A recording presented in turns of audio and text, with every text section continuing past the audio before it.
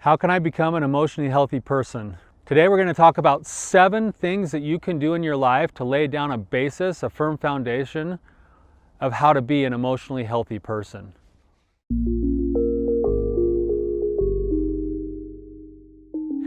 I'm Tyler, your wandering therapist. I'm excited to be with you today. This is a question that I get all of the time, and there's a lot of different answers that we can give to this, but today we're going to talk about 7 things that you can start doing right now, habits that you can form to establish a firm foundation of how to be an emotionally healthy person.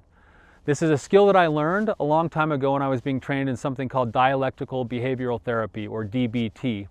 And Dialectical Behavioral Therapy talks about many different ways to live what's called a life worth living, a life that's vibrant, a life that's colorful, a life that allows us to be a constant work in progress. And one of the skills that they teach is that we should be building a reservoir of emotional health and strength so that we can use it as things come up throughout our days. So this is the way that you build that emotional reservoir, that foundation, and it's called the MEDDS skill. And it's an acronym, M.E.D.D.S.S.S. Each letter stands for something that you can engage in, hopefully on a daily, if not really regular basis, that allows you to cultivate good emotional health. The first letter, M, stands for meditation and mindfulness. And we can do a whole other series of videos on the benefits of mindfulness and understanding exactly what mindfulness is. But for the sake of this video, meditation in all of its forms can be very powerful for helping us to be in touch with ourselves as we're relating to the current life that we're living in. It's about learning to be fully present in the moment that we're in instead of worrying about the past or worrying about the future and not allowing ourselves to be present in the actual life that we have to live, which is right now. So regular mindfulness and meditation practice can be really helpful for establishing good, healthy emotions. The E, the second letter is E, stands for exercise. This is one that everybody knows rationally. Few people actually put it into regular practice, and yet it might be one of the most beneficial things that we can do for our overall state of emotional well-being. Every time that we exercise, especially when we get our blood pumping and our heart rate up, we release a series of different brain chemicals in our brain that allows us to actually feel better. We gain a greater sense of confidence. We feel a flush of other emotions that move from our bodies. It helps move other emotions that were out, like stress and anxiety, and it allows us to almost hit the reset button. I think it's a really difficult one for a lot of people because it comes with some discomfort and pain, but it's the discomfort and pain that actually causes the brain to kick off those chemicals, those endorphins that actually make us feel better. So regular exercise is not only good for the body. In fact, the reason I exercise isn't even really for my physical body, that's the byproduct, but it's actually for the brain. And if you're fueling your brain with good, healthy exercise, it's going to give you an increase of energy, a decrease in stress, and an overall better sense of well-being. The first D stands for diet and nutrition. This is vitally important, especially in the world that we live in, where you drive from the front row spot in Walmart, where you go and do your shopping, and then you drive across the parking lot to go through the drive-through at KFC to get food that you didn't want to walk for or work for, and then we wonder why we're overweight and depressed. The truth is that what we put into our brains and bodies actually really matters. And for overall good emotional health, we want a good balanced diet that's heavy in all of the foods that are the colors of the rainbow. The better the color, the better it is for the brain and the body, especially your deep greens.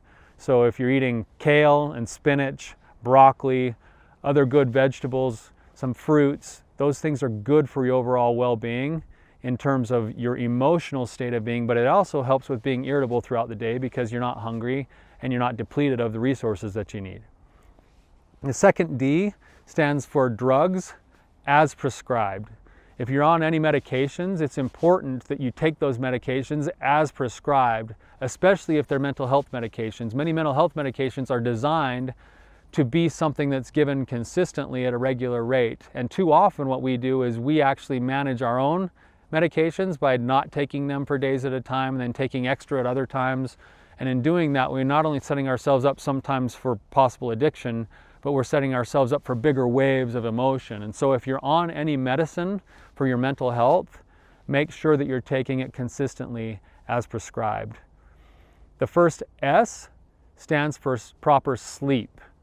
And what we want with sleep is we want an average of 7 to 9 hours a night, but just as importantly, we want it to be as consistently as possible. So it's better for your body and your brain and your emotional health if you go to bed, say at 10 o'clock or 10:30 every night and get up at the same time in the morning, than going to bed at 9 o'clock one night and then going to bed at midnight the next night and bouncing back and forth. Because what happens is our bodies get used to something called circadian rhythms. And with circadian rhythms, they're what actually move us in terms of our energy levels. That's why a lot of people get really tired usually at 2 or 3 in the afternoons, is that most of us are on a rhythm where our bodies get tired during that time, and it's something that we get used to. A lot of people can actually get up in the mornings without an alarm clock when they're very consistent with their sleep patterns, because their bodies get into a rhythm of knowing when it's time to wake up. We're kind of built that way. We've got those internal clocks. So we want to establish that internal clock because it takes less emotional energy and less resources for our brains when we're in the habit of letting those rhythms play out properly, as well as getting the rest that we need. Something that's starting to be researched a lot right now is the actual power and benefit of sleep to rejuvenate us and to rebuild us and to actually restore us. And that's also true for our emotional health. The second S is spiritual practices. This is another vitally important thing, that we're pursuing an ongoing relationship with something or somebody bigger than ourselves, with God. When we put God in our lives, it allows us to take ourselves out of being the center of the universe, which means we don't have to control everything, which means we can let go of a lot of anxiety, we can let go of a lot of fear, we can let go of a lot of depression, and we can learn to give things over to God, who can handle those things that we can't really control. It allows us to also understand who we are in the bigger picture of things, to continue to build an identity from a true source that allows us to move forward with confidence and with possibility.